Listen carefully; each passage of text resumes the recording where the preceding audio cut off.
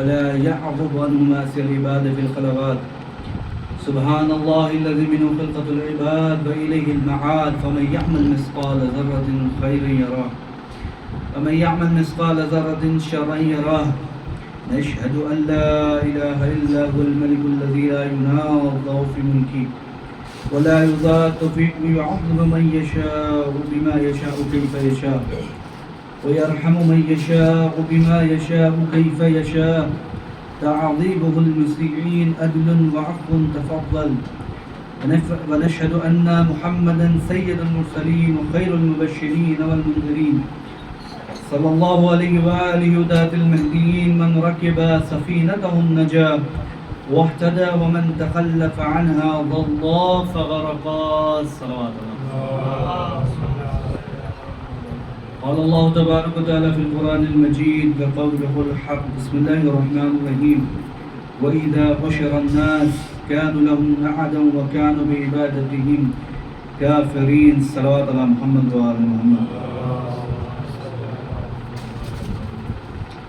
قرآن مجید میں اللہ تعالیٰ ارشاد فرماتا ہے کہ وَإِذَا حُشِرَ النَّاسُ، جب لوگ قیامت کے دن اکٹھا ہوں گے اور اپنے اپنے معبودوں کو پیش کریں گے کہ جن کی وہ پرستش کیا کرتے تھے، تو وہ ان کی طرف سے گواہی دینے سے انکار کریں گے اور وہ یہ کہہ دیں گے کہ نہیں، ہماری کسی نے کوئی پرستش نہیں. تو پھر ایک حشر بپا ہوگا، ایک عالم ہوگا، بہت ہولناک اور بہت خطرناک عالم ہوگا. آواز آئے گی کہ جاؤ اس گروہ کو جہنم میں ڈالو. وہ لوگ آواز دیں گے کہ پروردگارا ہمیں کچھ بولنے کا موقع ملے، ہمیں کچھ بتانے کا موقع ملے. تو حکم ہوگا کہ ہم نے تمہارے لیے رستے بھی انتخاب کر دیے تھے، ہم نے تمہیں بتا دیا تھا کہ دیکھو اچھائی اور برائی کا رستہ کیا ہے. اور 1,24,000 پیغمبر بھی بھیجے، ان کے وصیوں کو بھی بھیجا، پھر اماموں کا بھی سلسلہ. ہم نے یہ تمام چیزیں تمہارے لیے فراہم کی تھی. یہ اور بات ہے کہ تم دنیا میں اتنا مست رہ گئے اور اپنے آپ میں کوئی نجات کا راستہ اختیار نہ کر سکتے. لہذا نتیجہ یہ ہوگا کہ اب یہاں کسی کی کوئی سنوائی نہیں کی جائے گی. یہ گروہ ہمیشہ جہنم میں. دیکھیے یہ دنیا ہے، یہاں انسان صرف اس لیے آتا ہے کہ انسان اپنے روحانی درجات کو بلند کرے. کسی مقام پہ میں نے آپ کی خدمت کو پیش کیا ہوگا شاید کہ امام سجاد سے وہ روایت ہے. مولا فرماتے ہیں کہ مولا فرماتے ہیں کہ اے ہمارے شیعوں، تمہیں دیر سے یا جلدی جنت مل جائے گی. جس چیز کی تمنا ہے وہ چیز مل جائے گی. تو مولا کرنا کیا ہے اس دنیا میں؟ مولا فرماتے کہ اپنے اعمال کے ذریعے سے اپنی روحانی درجات کو بلند کرو. تم اپنے درجات کو بلند کرو. ممکن ہے کہ انسان اس دنیا میں ایک جیسے بن کے رہ رہا ہو. اللہ نے اس کو بھی پیسے والے بنایا ہے، اس کو بھی پیسے والا بنایا ہے، اللہ نے اس کو بھی غریب بنایا ہے، اس کو بھی غریب بنایا ہے. یقیناً ہو سکتا ہے کہ دنیا میں حالت اور حیت اور صورت کے اعتبار سے تو انسان ایک جیسا ہے، لیکن درجات کے اعتبار سے دنیا میں بھی فرق رکھتا ہے اور آخرت میں بھی فرق رکھے گا. کیونکہ مثال آپ کے سامنے واضح ہے. جناب ابوذر بھی ایک زمانے میں ہے، جناب سلمان بھی ایک زمانے میں ہے. کوئی 10ویں درجے پر ہے، کوئی 9ویں درجے. تو اس کے معنی یہ کہ انسان کو درجات تو ملتے رہیں گے. آپ کو کرنا یہ کہ آپ اپنے عمل کی بنیاد پر خدا کو راضی کرنا ہے. اگر خدا کی عبادت کی جا رہی ہے تب تو خدا بھی گواہی دے گا کہ ہاں پرستش میری کی. وَإِلَّا اگر کسی اور کی پرستش کر رہے ہیں تو اس کے معنی کہ اللہ سیدھا اٹھا کے آپ کو جہنم میں ڈال دے گا. اب دیکھیے بڑا خطرناک مرحلہ. یہ پرستش صرف اس لیے نہیں کہ آپ اس کی نماز پڑھ لیں، اس کی عبادت کر لیں تو یہ بات سمجھ میں آتی ہے کہ بھائی ٹھیک ہے نا، جس کی عبادت کر رہے اس کو آپ خدا مان رہے ہیں اور سامنے والے کی تو کوئی عبادت یا پرستش نہیں کی جا رہی. نہیں، کہیں نہ کہیں اگر آپ نے ذرہ برابر بھی جیسے کہ دوسرے مسالک اور مسلک میں آپ کو مل جائے گا کون کس کی کتنی پرستش کر رہا ہے. آپ کے نظروں کے سامنے کوئی نئی بات نہیں بتا رہا ہوں. ذرہ برابر بھی اگر اپنے آپ کو کسی کے سامنے بھی جھکا دیا عبادت کی نیت سے، تو پھر اس کے معنی یہ کہ آپ کے وہ سارے اعمال حق ختم ہو جائیں. اگر اللہ کسی کو حق دیتا کہ اگر آپ کسی کے سامنے اس طریقے سے جھکتے، تو خدا کے بعد اہل بیت کا مقام اتنا بلند و بالا ہے کہ آپ اس کے سامنے جھکتے. لیکن اللہ نے منع کر دیا کہ نہیں، عبادت ان کی بھی نہیں ہوگی، عبادت فقط خدا کی جائے گی. اگر سجدہ شکر آپ نے کسی کے در پہ کر دیا، تو پھر اس کے معنی کہ سارے اعمال حق کر لیے جائیں گے. تعظیمی سجدہ آپ کے لیے جائے گا. اب انسان اس دنیا میں آنے کے بعد اپنے اعمال کو چیک کرے، اپنی زندگی کا دورہ کرے، دیکھے کہ کس طریقے سے وہ زندگی گزار رہا ہے، اس کو جانا ہے. ساری زندگی اچھے سے اچھے لباس، اچھے سے اچھا گھر، اچھے سے اچھا کھانا، یہ فکر میں گزر جاتی ہے. لیکن ہم اس فکر کو چھوڑ دیتے ہیں کہ مٹی کے بعد ہمارے لیے کیا کام ہے. آیا یہ جو کاٹن کا لباس ہم نے بڑا قیمتی خریدا ہے، یہ قبر میں جائے گا یا نہیں جائے گا؟ آپ وصیت بھی کر دیں تو لوگ آپ کو کفن کے علاوہ کوئی دوسرا سامان نہیں دیتے. کہ بھائی اسلامی معاشرہ اس چیز کو جائز قرار نہیں دیتا، تو جب اسلامی معاشرہ اس چیز کو جائز قرار نہیں دیتا تو پھر آپ پوری زندگی کما کس لیے رہتے؟ کاش اگر قبر کی منزل پر اتر کے اپنے آپ کو وہاں رکھ کر دیکھتے کہ ہم کو کمانا کیا ہے، پھر انسان کو یہ پتہ چلتا کہ ہمیں لے کے جانا کیا ہے. صلوات علی محمد. انسان تو خود اپنے آپ میں بے صبرا ہے. اس کو جتنی دولت دے دی جائے، جتنی نعمتیں دے دی جائے، پھر بھی اس کے لیے کہیں نہ کہیں کمی رہے گی. اس لیے امام فرماتے ہیں کہ جنت کے لیے کام نہ کرنا، اپنے درجات کو بلند کرنے کے لیے کام کرنا. میں آپ کو ایک چھوٹا سا ایگزامپل، مثال دے رہا ہوں. ایک شخص ہے، کسی زمانے میں ایک عالم ایک مومن متقی کے پاس گیا. اس نے سن رکھا تھا کہ فلاں شخص اس کو معجزے دکھا سکتا ہے، وہ کرامت دکھاتا ہے، معجزے دکھاتا ہے. یہ اسی جستجو میں جا کے اس کے پاس گیا اور کہا کہ بھائی مجھے آپ کے پاس کام کرنا، مجھے آپ کے پاس کچھ سیکھنا ہے. سنیے گا، شاید اس سے آپ کو کچھ درس ملے. الفاظ ہے روایتوں کی کہ 10 سال اس نے اس کی خدمت کی ہے، 10 سال. اور جب 10 سال مکمل ہو چکے تو وہ عاجز آ کر، تنگ آ کر یہ چھوڑ کر جانے لگا، کہہ کر جانے لگا کہ بھائی میں نے 10 سال تمہارے لیے خدمت کی. لیکن یہ جو لوگ دعوے کیا کرتے تھے کہ بھائی لوگ تم معجزہ دکھاتے ہو، تم کرامت دکھاتے ہو، تم مردوں کو زندہ کر دیتے ہو، لیکن ان 10 سالوں میں ایک بار بھی ایسا کوئی کرامت یا ایسا کوئی معجزہ میں نے تم سے نہیں دیکھا. پتہ نہیں لوگ کیوں افواہ اڑاتے ہیں. وہ نیک مومن متقی آدمی بندہ، اللہ اللہ کرنے والا، اس کو بیٹھایا، سمجھایا. اچھا میری ایک بات کا جواب ہے، میں بتاؤں کیا کہ یہ بتاؤ کہ یہ 10 سال میں کوئی ایسا عمل دیکھا ہے جو میں نے خلاف پروردگار کیا ہو؟ کوئی ایسا کام کیا، کوئی ایسا کام ان 10 سالوں میں تو نے دیکھا ہے کہ میں نے خلاف پروردگار کیا ہو؟ کوئی ایسا قدم میں نے اٹھایا ہو کہ خدا بند عالم کے ناراضگی کا سبب بنے گا؟ ہاں یہ بات تو ہے. 10 سال میں ایسا کوئی کام تو میں نے نہیں دیکھا. کہا کہ جو بندہ 10 سال اپنے آقا کی نافرمانی نہ کرے تو کیا یہ معجزے سے کم ہے؟ اس سے بڑھ کر ہے کہ 10 سال میں نے زندگی گزارے ایک عام انسان ہو کر، 10 سال میں ایک عمل بھی ایسا نہیں کیا جو خلاف شریعت ہو، خلاف پروردگار. کون سا معجزہ دیکھنا چاہتا ہے؟ اس سے بڑھ کر کوئی معجزہ کرو.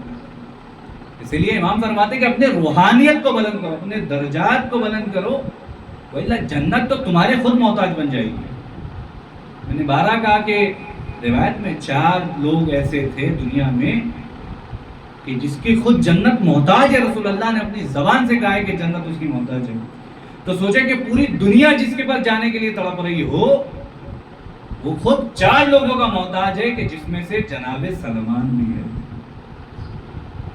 جناب سلمان کو یہ نہیں کہہ سکتے آپ کہ کہہ کے اپنا دامن نہیں بچا سکتے، رہے نبی تھے یا امام تھے، اسی لیے جنت ان کی محتاج تھی. ہم اور آپ جیسے عام انسان تھے، لیکن انہوں نے اتنا سمجھ لیا تھا کہ اگر جنت کو محتاج بنانا ہے تو پھر عمل کو ایسا کر کے دکھاؤ کہ جنت تمہاری مشتاق ہو جائے گی. جنت تمہیں تلاش کرے گی, تمہیں تلاش کرنے کی ضرورت نہیں کہ جنت کا ہے, وہ تلاش کرتے کرتے تمہارے پاس آئے گی. اور آج شب جمعہ کی بڑی فضیلت ہے. امام روایتوں میں امام سب کے اعمال امام کی خدمت پہ پہنچتے ہیں. ہر انسان اپنے رودات لے کے جا رہا ہے نا امام کی خدمت میں, امام کی بارگاہ میں, امام کی پاس وہ ساری چیزیں پہنچ گئی. نہیں معلوم کس کا خط امام کے پاس گیا ہے, لیکن ہر خط میں ایک نہ ایک سوال تو مولا ہمارے پاس کام نہیں ہے, مولا ہمارے پاس گھر نہیں ہے, دوسروں کے پاس دوسروں کی طرح ہمارے پاس گاڑیاں نہیں, ہماری توہین کی جاتی ہے معاشرے میں, ہمیں چھوٹا سمجھا جاتا ہے. ہر خط کو امام پڑھ رہے ہیں اور امام سب کی حاجتوں کو پوری کر رہے ہیں, لیکن کوئی خط امام کو ایسا نہیں ملا کہ مولا آپ کیسے ہیں, کہاں ہیں, کس مقام پہ ہیں, کون سی جگہ میں ہیں. بڑی تمنا ہوتی ہے مولا 1200 سال سے غیبت میں ہو, ایک بار آ کر اپنا دیدار تو کرا. یہ الفاظ کس کے, اگر ہمارے نہ ہوتے تو یہ تکلیف ہوتی ہے نہیں ہوتی ہے. ہر چیز کا سوال امام سے ہے, لیکن امام کی خود کی خیریت نہیں پوچھی جا رہی ہے. لیکن وہ اتنا بڑا کریم ہے, اتنا رحم کرنے والے ہیں. ہاں یہ ضرور کہیں نہ کہیں امام کو ایسا کھل رہا ہوگا, کاش ہمارے چاہنے والے اگر ایک وقت کے لیے بھی مجھے یاد کر لیں تو پھر انہیں مجھے تلاش کرنے کی ضرورت نہیں کہ میں جمکران میں ہوں, کہ میں کربلا میں ہوں, کہ میں نجف کی وادیوں میں ہوں. وہ اپنے گھر پہ بیٹھے رہیں گے, میں خود امام سے ملنے آؤں گا. بشرط ان کی تلاش تو ہونی چاہیے. جتنا رزق کے پیچھے بھاگتے ہو, کاش اگر اتنا امام کے پیچھے بھاگتے تو امام کا دیدار ہو جائے. انسان اپنے درجات کو بلند کرے. اور یقین جانے, روایت کے جملے, میں گناہ کبیرہ جلد 2 پڑھ رہا تھا تو اس میں یہ جملے, اگر انسان اپنے معنوی درجات کو اس دنیا میں بلند کر لیتا ہے اپنے اعمال کی بنیاد پر, تو اللہ برزخی چہرے اس کے لیے کھول دیتا ہے.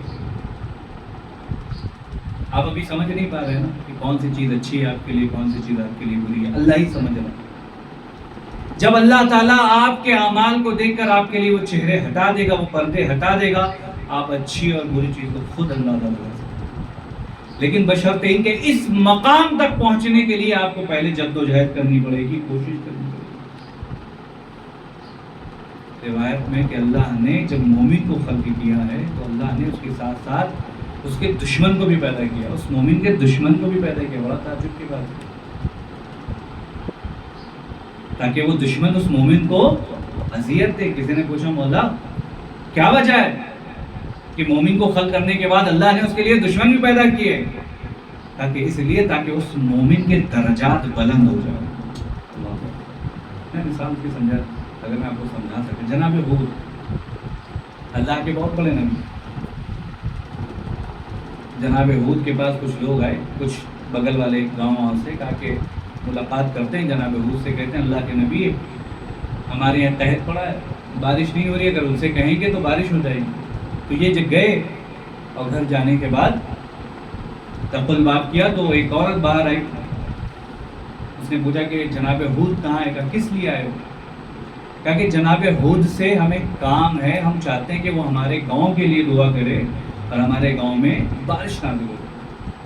تو گھر کی جس عورت نے دروازہ کھولا اس نے کہا کہ اچھا سادہ سیدھا انسان ہے ہود, اس سے تم دعا کر رہے ہو, خود کا کھیت سوکھا پڑا ہوا ہے, بارش نہیں ہو رہی ہے, تم اس سے کہہ رہے ہو کہ وہ تمہارے لیے دعا کرے. اب تم یہ تمنا کرتے ہو کہ تمہارے گاؤں میں بارش ہو جائے جناب ہود کی وجہ سے. نہیں کہا اچھا ٹھیک ہے نا, بتا دو کہاں ہے. کہتے ہیں کہ جب, اچھا جملہ رک کر آپ کی خدمت میں پیش کر رہا ہوں, کہ جب وہ سنار والا جب لوہے سے ٹھوک رہا تھا لوہے کو,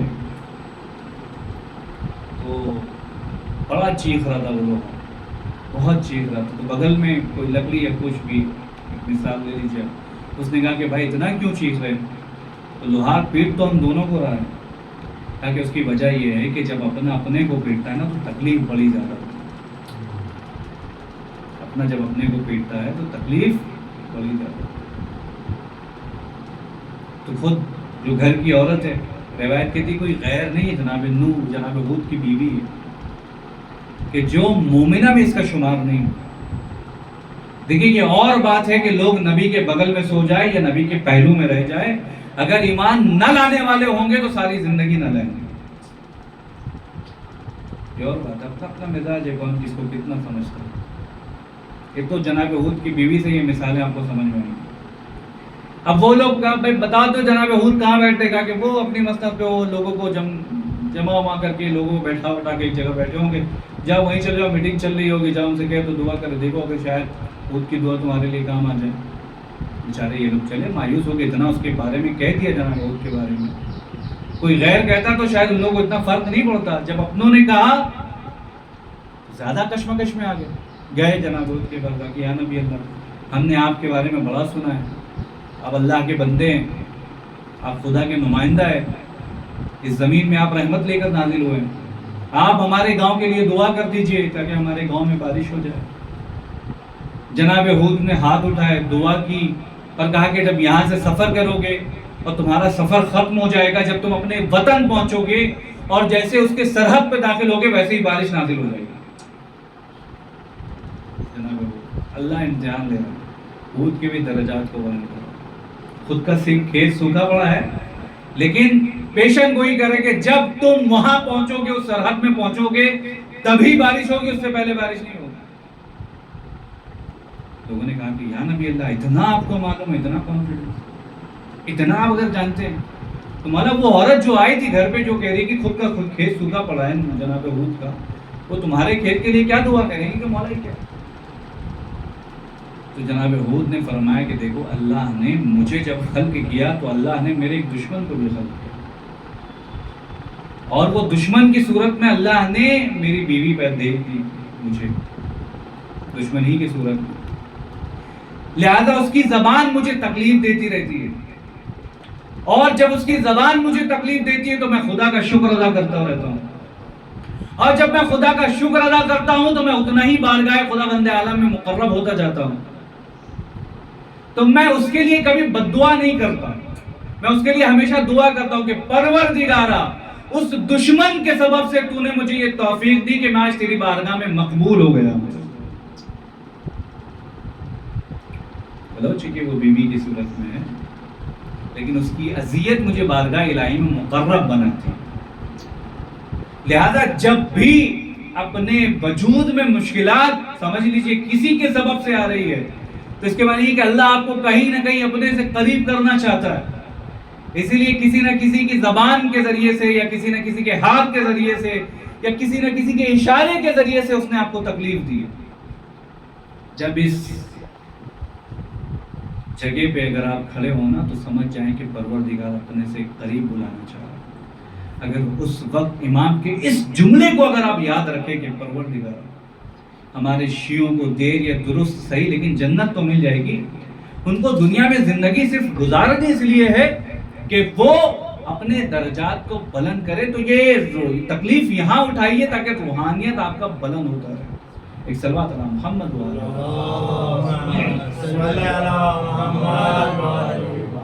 جتنا زیادہ اس دنیا کے پیچھے پڑے رہیں گے اتنا زیادہ مشکلات اٹھائیں گے. ساری زندگی دوسروں کو کھلانے پلانے میں گزار دی لیکن مرنے کے بعد کوئی سورہ فاتحہ دینے والا نہ رہا تو پھر یہ ساری زندگی کا فائدہ. ایک نیک اولاد اگر آپ نہیں چھوڑ کر گئے اس دنیا میں تو یہ ساری زندگی میں مقصد کیا؟ ایک نہ ایک نیک اولاد ہے، نہ کوئی ایسا عمل انجام دیا اس دنیا میں تاکہ وہ آپ کے لیے وہاں پر نجات کا سبب بنے. کچھ نہ کیا اور پھر یہ کہہ کے مطمئن ہو گئے کہ نہیں میں نے ساری زندگی اپنے اہل و عیال کو پالا ہے، اللہ اس کے صدقے ہی کچھ نہ کچھ تو دے دے گا. میں نے کہتا ہوں کہ خدا بند عالم آپ کو جزا نہیں دے گا. دیکھیے ایک بہت بڑی بات کہہ رہا ہوں، رزق کے آپ دیکھتے ہیں نا ہمیشہ ہمارا غیر ہمارا مخالف اتنا پیسے والا ہے، اتنا دولت، اتنی دولت، یہاں تک کہ دنیا کا سب سے بڑا آدمی بھی شاید عیسائی ہے، پادری کوئی بھی ہو، دنیا کے 7 جو دنیا کے سب سے رئیس ہے یا 10 سب سے بڑے رئیس ہے ان میں آپ کا نام نہیں. افسوس ہو رہا ہے یا نہیں ہو رہا بھائی؟ جس کا امام موجود ہے کہ جو اشارہ کر دے پورا گھر سونے کا سونا ہو جائے، جس کے لیے امام وہاں سے دعا کرتے اس کی مشکلات حل ہو جائے، اس کا ایک بھی چاہنے والا اس ٹاپ 10 میں نہیں ہے. افسوس ہوتا ہے یا نہیں ہوتا؟ میں آئیے آپ کو بہت پیاری حدیث سناتا ہوں تاکہ آپ کا دل شاد ہو جائے. صلوات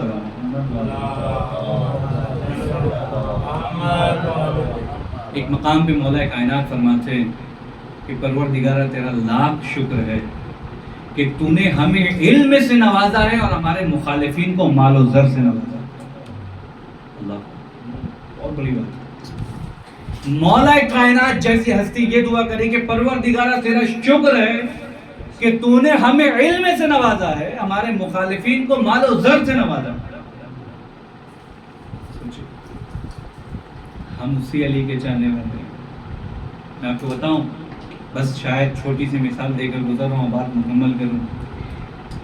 میں نے روایت پڑھی اور شاید آپ ہی کے درمیان میں نے یہ جملہ کہا یا شاید کسی مجلس میں کہا ہوگا. انسان جس رزق کے پیچھے بھاگ رہا ہے نا، میں 2 قاعدہ کلیہ بتاتا ہوں، اگر آپ نے اس پر عمل کر لیا، اس کو فالو کر لیا، آپ کے لیے کامیابی. روایت یہ کہ جو انسان سب سے زیادہ گناہ میں ملوث ہوتا ہے، سب سے زیادہ گناہ کرتا ہے، چاہے وہ چھوٹا ہو یا بڑا. سب سے پہلی بات یہ کہ انسان اپنے گناہ کو چھوٹا نہ سمجھے کہ وہی بہت بڑا گناہ ہے. چاہے وہ چھوٹا گناہ ہو یا بڑا گناہ ہو، اگر انسان مسلسل تکرار کرتا رہتا ہے تو روایت کہتی ہے کہ اللہ اس کو ہر چیز سے دور کر دیتا ہے. مال و زر و اسباب، ہر چیز سے، دوست سے، یہاں تک کہ مقدس مقامات پہ بیٹھنے کی خواہش نہیں ہوتی. پیسہ ہے کربلا نہیں جا پائے، کیوں؟ کام میں اتنا زیادہ ہو جائے. اس کا حق مار کے بیٹھے، اس کا حق مار کے بیٹھے. بھائی یہاں تک کیسے پہنچے؟ بڑی قربانی دی، اسٹرگل کیا ہے میں نے. کون سا اسٹرگل کیا ہے؟ دوسروں کو نیچے دبا دبا کے اسٹرگل کیا ہے. کس کو نہیں معلوم کہ اسلام میں سود حرام ہے؟ اور سود کا 1 درہم بھی اگر آپ نے استعمال کیا تو گویا خانہ کعبہ میں بیٹھ کر خانہ کعبہ کے اندر اپنی ماں اور بہنوں کے ساتھ 70 مرتبہ زنا کرنے کے برابر ہے. سود کا 1 درہم امام صادق کی حدیث ہے، اپنی طرف سے نہیں کہہ رہا. لیکن جب وہ لے کے پیسہ زیادہ جمع کر لیتے ہیں تو اپنے مکان پہ لکھتے ہیں ھذا من فضل ربی. یہ تو میرے پروردگار کا فضل ہے جو میرے پاس ہے. نہیں، یہ میں کسی کو تانے نہیں مار رہا ہوں، میں سمجھانے کے لیے کہہ رہا ہوں. شاید الحمدللہ ہم میں سے وہ نہ ہو، لیکن ایسا نہیں کہ لوگ ہیں نہیں. ایک شخص مجھے ملا، آئے تھے نماز پڑھنے کے لیے، تو انہوں نے کہا کہ مولانا یہ سوچ کر میں ہر کام کرواتا تھا کہ ہمارا شیعہ ہے، بلوچ کی گناہ گاری صحیح، لیکن ہمارا شیعہ ہے، امام کو چاہتا ہے، شہزادی کا ماننے والا ہے، ہر چیز کا کرنے والا ہے. یہ سوچ کے بھی میں اس کو کام دے دیتا تھا کہ اگر 2 روٹی آ بھی رہی ہے تو اپنے گھر والوں کے پاس. بلوچ کہ میرے ہی ذریعے سے اللہ کے اسباب ہوئے. لیکن مولانا جب میں نے اس کو کام سکھا دیا، ہر ہنر دے دیا، تو اس نے چوری کر کے بھاگا بھی اور پھر دوسری جگہ پہ میری بدنامی بھی کی، اور یہاں تک کہ دوسرے اسٹیٹ میں جا کر اس نے اپنا کاروبار ڈالا. اس کے معنی یہ ہے کہ اپنے بھی اس طریقے سے ہیں. اب یہ جو روایت میں آپ کی خدمت میں پیش کر رہا تھا، سنیے گا بڑی توجہ کے ساتھ. انسان جو بہت زیادہ گناہ کرتا ہے نا، اللہ اس کو مقدس مقامات سے بھی دور کر دیتا ہے. مجلسوں میں بیٹھنے کی خواہش نہیں ہو رہی، بیٹھ رہے، واٹس ایپ چیک کر رہے ہیں، موبائل چلا رہے ہیں، میسج دیکھ رہے ہیں، یہ دیکھ رہے ہیں. اتفاق سے کبھی ہو جاتا ہے، لیکن جب بھی آ رہے وہی کر رہے ہیں. مجلسوں میں دھیان نہیں ہے، ماتم میں دھیان نہیں ہے، ہلکا پھلکا جو بھی ذمہ داری تھی اور یہ فارمیلٹیز تھی اور میں نے پوری کر دی، بس ختم. مجلس برپا کرنے کی خواہش نہیں ہو رہی ہے، نیک جگہ بیٹھنے کی خواہش نہیں ہو رہی، کوئی بلا رہا ہے دعوت نہیں ایکسیپٹ کر پا رہے ہیں، کسی گھر پہ جانے کی خواہش ہو رہی ہے، عیادت کے لیے نہیں جا رہے ہیں، مزاج کرسی کے لیے نہیں جا پا رہے. بھائی کیوں؟ اس لیے کہ آپ گناہ میں ملوث. یہ اثرات آپ کو نیک جگہ پر جانے کی توفیق نہیں دے رہی. آپ کو معلوم ہے روایت یہ ہمارے یہاں تو مسئلے ہیں کہ اگر ایک جنازہ پڑا ہوا ہو تو وہ حائضہ عورت اور مجنب عورت اس جنازے کے قریب نہ جائے. آپ پوچھیے نا اسلام سے کہ آپ نے ایسا حکم کیوں دیا؟ اس لیے کہ مردے کو کراہت ہوتی ہے اس کے سبب. اسلام نے تو اتنی گہرائی پر سوچ رکھا ہے. تو ایک مجنب حائضہ عورت کے جو اس جنازے کے قریب نہ جائے تو سوچے کہ جب حرام کمانے والا انسان اور حرام کے قریب بالکل ڈوبا پڑا ہوا تو پھر یہ کیسے ممکن ہے کہ وہ مسجد میں آنے کی توفیق ہوگی اس کی. اسی کے برخلاف مولا فرماتے ہیں رزق چاہیے نیک عمل انجام. اور اس کا ادنا ترین مثال ہے کہ اگر آپ نے تقوی اختیار کر لیا تو پھر آپ کے رزق آپ کے قدم چھوئیں. مولا کائنات فرماتے ہیں کہ اور رزق، قسمت کا رزق اتنا تیزی کے ساتھ انسان کے پیچھے بھاگتا ہے جتنا مرنے والے کو موت۔ آپ رزق کو تلاش کر رہے ہیں، رزق آپ کے پیچھے جا رہی ہے، پھر کہاں تلاش کر رہے ہیں؟ اس کے معنی یہ کہ جس چیز کے لیے آپ سرگرداں ہیں، جس چیز کے لیے آپ کوشش کر رہے ہیں، جس چیز کو پانے کے لیے آپ مسلسل کوشش میں ڈوبے ہوئے ہیں، وہ چیز آپ کے پیچھے، آپ اس کو پلٹ کر دیکھ نہیں پا رہے۔ اگر اس کو دیکھنا چاہتے ہیں تو ایک رستہ بتا رہا ہوں، الا بذکر اللہ تطمئن القلوب۔ اگر آپ کو رزق بھی چاہیے اور سکون بھی چاہیے تو زیادہ سے زیادہ اللہ کا ذکر کرتے رہیے، آپ کے لیے رزق بھی ہے، آپ کے لیے سکون بھی ہے۔ صلوات علی محمد و آلہ۔ اور یہ رزق اور یہ سکون حاصل کرنے سے آئے گا، بغیر حاصل کرنے کے نہیں ہے۔ یہ رزق اور یہ سکون کو حاصل کرنا ہے تو کام دھندا چھوڑ چھاڑ کے آدھا گھنٹہ کم سے کم اللہ کو دینا ہے۔ اللہ بھی آپ کو اس ٹائم پہ جج نہیں کرے گا کہ جب آپ آرام سے اے سی میں بیٹھے ہوئے تھے، ارے نماز کا ٹائم آ گیا چلو پڑھ لیتے ہیں، فرصت میں تو نہیں ہے۔ جیسے ہی آپ مصروف ہوں گے، شیطان آپ کے اوپر حاوی ہوگا، اللہ کی نگاہ خاص آپ کے اوپر ہوگی۔ اب یہ اپنی مصروفیت کو چھوڑ کر مسجد آتا ہے یا نہیں، یہ دیکھنا ہے خدا۔ سارا کام رکھ دیا، ہاں پہلے نماز اور اس کے بعد یہ کام، اللہ بھی آپ کی مدد کرے گا۔ آپ کا جو اسٹریس ہے، آپ کی جو ٹینشنز ہے کام کے سلسلے میں، یہ بھی ہلکے ہو گئے، اس میں بھی آپ کو سکون ملے گا۔ وآخر دعوانا ان الحمد للہ رب العالمین۔ بسم اللہ الرحمن الرحیم۔ والعصر ان الانسان لفی خسر الا الذین آمنوا وعملوا الصالحات وتواصوا بالحق وتواصوا بالصبر۔ اللهم صل على محمد وعلى محمد۔ اللهم صل على محمد وعلى محمد۔ اللهم صل على محمد وعلى محمد۔ اعوذ باللہ من الشیطان الرجیم۔ بسم اللہ الرحمن الرحیم۔ الحمد للہ الذی لا الہ الا هو الحلیم الکریم غافر الذنب وقابل التوبہ هو الغفور الرحیم۔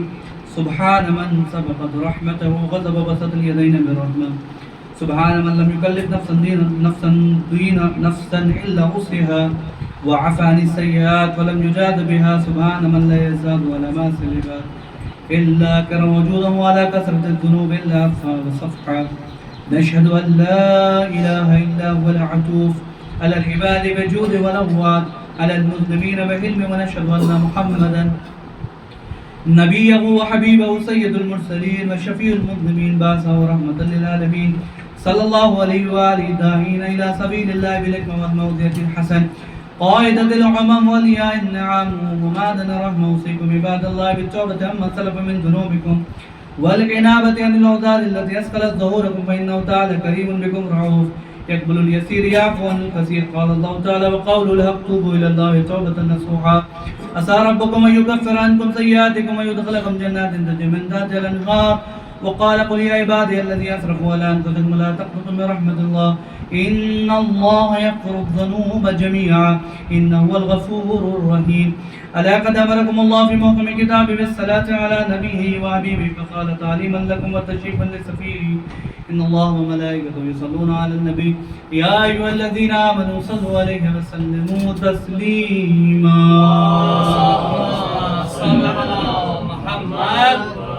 اللهم صل على سيدنا محمد وآل محمد۔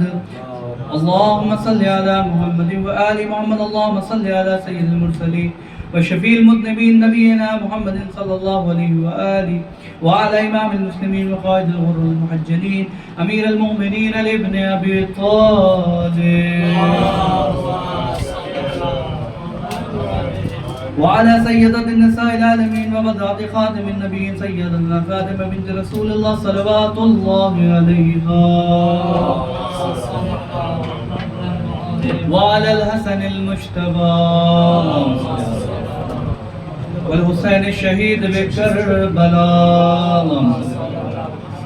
وعلي بن الحسين ومحمد بن علي وجعفر بن محمد وموسى بن جعفر وعلي بن موسى ومحمد بن علي وعلي بن محمد والحسن بن علي عليهم الصلاة والسلام. اللهم صل على مولانا صاحب العصر والزمان. ما هي سار البداية والطغيان هذا مبدأ الشرك والنفاق حاصل كل البغي والشقاق. صلوات الله والسلام عليه وعلى بالكرام ما اتصلت ليالي والايام. اللهم اجل فرجه وسهل مخرجه وكن ناظرا منا اليه واجعلنا من المستشهدين بين يديه وتفضل على امرائنا المؤمنين بمزيد التوفيقات والزيادة اقبال والدرجات. اللهم اغفر بنا ما انت اهله ولا تفعل بنا ما نحن اهله بجاه محمد وآل المعصومين صلوات الله عليهم أجمعين. اللهم اجعلنا ممن يذكر فتنفع الذكرى. إن الله يأمر بالعدل والإحسان وإيتاء ذي القربى وينهى عن الفحشاء والمنكر والبغي يعظكم لعلكم تذكرون.